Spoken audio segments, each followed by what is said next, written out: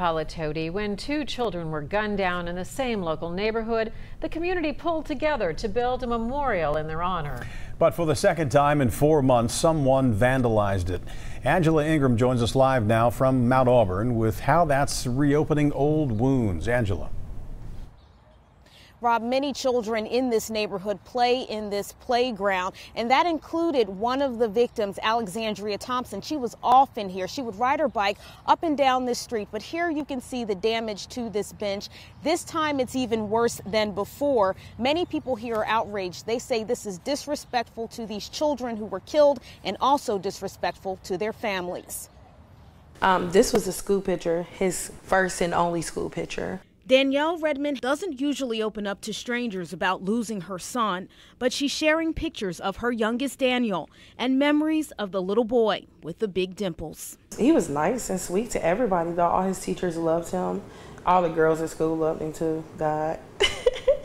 Danielle was working when her 5-year-old was shot and killed in Mount Auburn. Terrile Short went to prison for reckless homicide.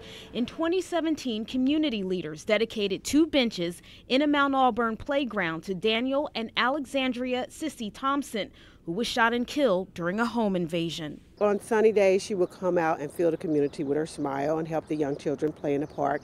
And so when her homicide took place, it affected a lot of children in the neighborhood as well as adults. Sissy's father comes often and kneels at that bench and stays over there and spends time with that plaque.